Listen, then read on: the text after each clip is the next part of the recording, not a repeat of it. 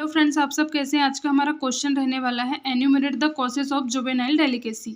हमें यहाँ पे जो जुवेनाइल डेलिकेसी है उसके क्या बताने हैं, कॉजेज बताने। सबसे पहले हम देख लेते हैं कि जुवेनाइल डेलिकेसी होती क्या है।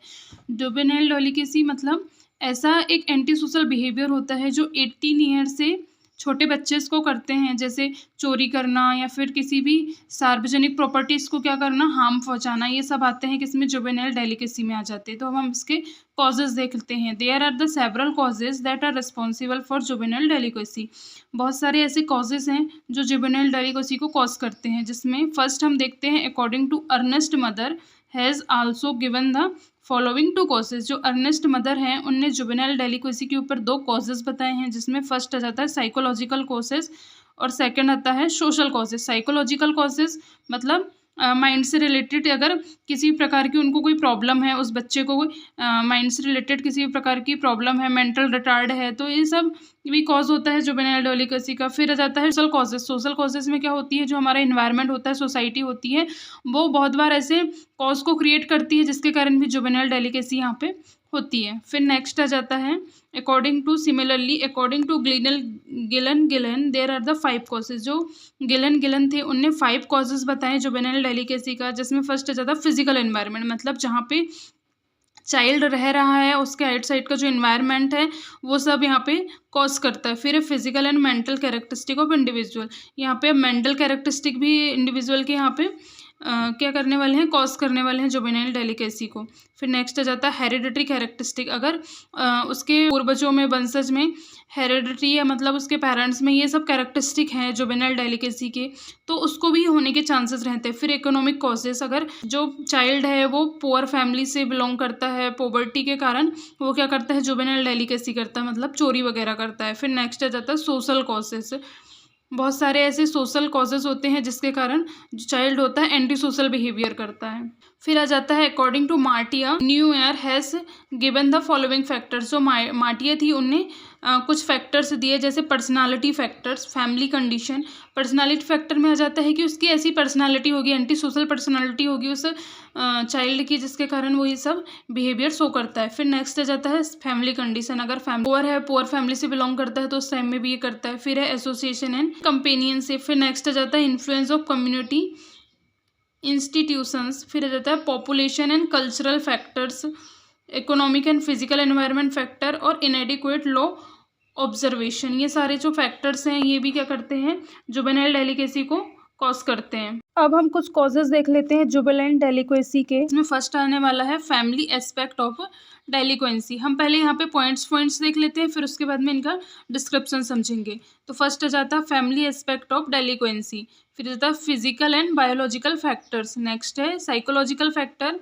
फोर्थ आ जाएगा influence of community institution. Fifth आ जाएगा पर्सनालिटी फैक्टर। सिक्स आ जाएगा कंपेनियनशिप एंड जुवेनाइल गैंग। फिर नेक्स्ट आ जाएगा इकोनॉमिक एंड एक्यूपेशनल फैक्टर्स। फिर नेक्स्ट आ जाएगा पॉपुलेशन एंड कल्चरल फैक्टर। फिर नेक्स्ट है वॉर एंड डेलिक्वेंसी। फिर नेक्स्ट आ जाएगा सोशल डिसऑर्गेनाइजेशन। अब हम इनको एक एक करके समझ लेते हैं सारे पॉइंट्स को, जिसमें हमारा फर्स्ट पॉइंट रहने वाला है फैमिली एस्पेक्ट ऑफ डेलिक्वेंसी। इसमें हम देख लेते हैं distribute family in one of the main causes of juvenile delicacy. It has been found that 50% of juvenile delinquency come from broken family। यहाँ पे जो जुवेनाइल डेलिकेसी के इन्हें कॉज बताया है कि फैमिली एस्पेक्ट में क्या आ जाता है, कई बार क्या होती है, फैमिली टूट जाती है, इसके कारण भी जुवेनाइल डेलिकेसी उनके बच्चों में देखने को मिलती है। फिर आ जाएगा the study could made under the following सब हेड्स। बहुत सारी ऐसी कुछ हेडिंग्स हैं इस स्टडी की, जिसमें ये बताया गया है कि जुवेनाइल डेलिकेसी में क्या क्या होता है। जिसमें फर्स्ट आ जाता है ब्रोकन होम्स। अगर घर टूट रहे हैं तो उसके कारण भी यहाँ पे जुवेनाइल डेलिकेसी होती है। फिर है इमोरल होम्स। फिर आ जाता है पेरेंट्स रिजेक्शन ऑफ चाइल्ड। अगर पेरेंट्स रिजेक्ट कर रहे हैं चाइल्ड को तो उस टाइम में भी क्या होता है, जुवेनाइल डेलिकेसी होता है।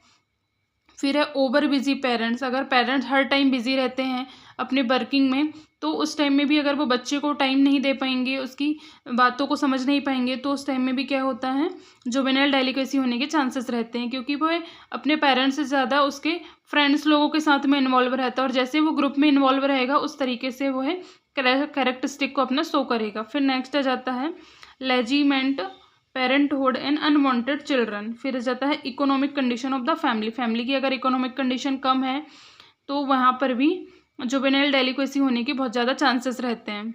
फिर नेक्स्ट आ जाता है फिजिकल एंड बायोलॉजिकल फैक्टर। इसमें हम देख लेते हैं the defect in body and disease informatives go alone with poor economic condition and social environment. There are the many reasons for. तो जो फिजिकल और बायोलॉजिकल कंडीशन उसमें क्या होते हैं, कुछ ऐसे डिफेक्ट होते हैं या फिर कुछ ऐसी डिसीजेस होती हैं जिसके कारण भी क्या करते हैं बच्चे यहाँ पे जुवेनाइल डेलिक्वेसी का करते हैं, जैसे चोरी करना या सार्वजनिक संपत्ति को क्या करना, नुकसान पहुंचाना, मारपीट करना, ऐसे एंटी सोशल बिहेवियर्स करते हैं। पुअर इकोनॉमिक कंडीशन होने के कारण भी करता है, या फिर उसका इन्वायरमेंट ही वैसा है, वो है अपना जो पेयर ग्रुप बना के रखा है वो भी कैसा है, इन सब चीज़ों में इन्वॉल्व है, तो वो क्या करेगा, उनके जैसा ये बिहेवियर शो करेगा। Juvenile delinquency for girls, they suffer from sexual desires from childhood, they become over develop in body, they indulge in sexual offences. इसका नेक्स्ट कॉजेस आ जाता है साइकोलॉजिकल फैक्टर्स। इसमें हम देख लेते हैं along with physical factors, psychological factors also important in juvenile deliquescy. This factor can be studied under the following headings. तो जो साइकोलॉजिकल फैक्टर्स होता है वो भी फिजिकल फैक्टर के साथ साथ में ये भी बहुत ही इंपॉर्टेंट फैक्टर होता है, जिसमें क्या होता है, मेंटल डेफिशिएंसी हो सकती है, retardation and emotional conflict and instability. ये सारे क्या हैं, कॉजेज हैं, साइकोलॉजिकल फैक्टर है। अगर उसको मेंटल डेफिशिएंसी, किसी प्रकार की मेंटल रिटार्डेशन हो रहा है, इमोशनल कॉन्फ्लिक्ट मतलब उसके अंदर ही, पर्सन के अंदर ही क्या हो रहे हैं, कॉन्फ्लिक्ट बन रहे हैं बहुत सारी चीज़ों को लेके, तो वो उन कॉन्फ्लिक्ट को रिजॉल्व नहीं कर पा रहा है, जिसके कारण भी क्या होती है, जुवेनाइल डेलिक्वेसी यहाँ पे देखने को मिलती है। फिर नेक्स्ट कॉजेज आ जाता है इन्फ्लुएंस ऑफ कम्युनिटी इंस्टीट्यूशन। इसमें आ जाता है recreation and crime, motion picture, फिर newspaper, school and juvenile delinquency, neighbourhood and juvenile delinquent. तो ऐसी कम्युनिटी इंस्टीट्यूशन मतलब अगर वो क्राइम वाले पेयर ग्रुप में है, अगर उसका जो ग्रुप्स है जिसके साथ वो है ज़्यादा टाइम स्पेंड करता है, वो क्राइम करता है, वो है उस तरीके से अपना कैरेक्टरिस्टिक शो करता है, जिसके कारण भी क्या होती है, जुवेनाइल डेलिक्वेसी होती है। फिर नेक्स्ट आ जाता है पर्सनालिटी फैक्टर। पर्सनालिटी फैक्टर में हम देख लेते हैं there is the close relationship between crime and personality characteristic, this can be studied under the following condition. इसमें क्या होता है, जो चाइल्ड होता है वो क्या करता है, उन लोगों से ज़्यादा क्लोज होता है जो क्या करते हैं, क्राइम करते हैं, तो उनकी पर्सनालिटी भी कैसी हो जाती है, उनके जैसी होने लगती है। अब हम इसके पॉइंट्स देख लेते हैं, characters and behaviour, use of alcohol and tobacco, sex habits and miss behave. यहाँ पे क्या करता है, उसके वो वैसे ही कैरेक्टरिस्टिक, वैसे ही बिहेव शो करता है, वहाँ पे वो एल्कोहल लेने लगता है, टोबैकोस का यूज़ करने लगता है। नेक्स्ट पॉइंट आ जाता है कंपैरिजन एंड जुवेनाइल गैंग। फिर जाएगा children seldom single headed, there is always a gang which teacher them the destroy and property of other people. जो जुवेनाइल गैंग होती है उसमें क्या कहती है, एक लीडर्स होता है जो क्या करता है, उनको सजेस्ट करता है कि हमें किस तरीके से लोगों की प्रॉपर्टीज़ को यहाँ पे डिस्ट्रॉय करना है। फिर हमारा नेक्स्ट पॉइंट आ जाता है इकोनॉमिक एंड ऑक्यूपेशनल फैक्टर्स। इसमें हम देख लेते हैं ordinarily the juvenile delinquency come poor families, the poor children have do the some work to earn due to literacy and tender age, they take to street occupation such as boot polish, sale of newspaper etcetera.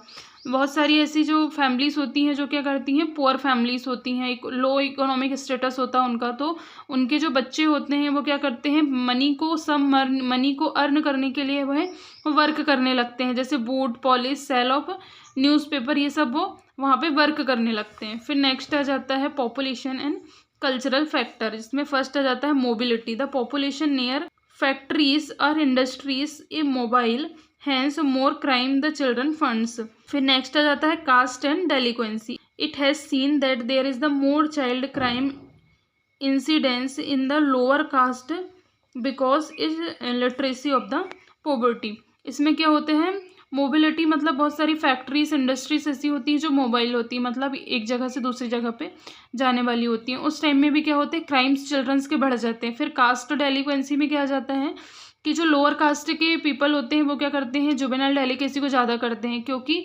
उनमें जो knowledge होता है, जो literacy की rate होती है वो क्या होती है, कम होती है, और पॉवर्टी होती है, इस कारण वहाँ पे वो जुवेनाइल डेलिक्वेसी को करते हैं। फिर नेक्स्ट आ जाता है war and delinquency, it has been seen that during war there is the social disorganisation due to which there is the more incidence of juvenile डेलिक्वेसी।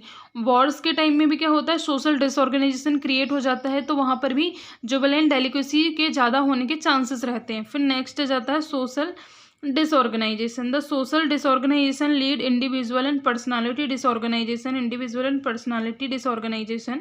lead to the increase in criminal activities. जो social disorganisation होता है उसमें क्या होता है, जो persons होते हैं वो एंटी सोशल बिहेवियर करते हैं, वह वहाँ पे क्या करते हैं, डिसऑर्गेनाइजेशन करते हैं सोसाइटी में, जिसके कारण भी क्राइम्स बढ़ते हैं और जुवेनाइल डेलिक्वेसी है वो भी इंक्रीज़ होती है।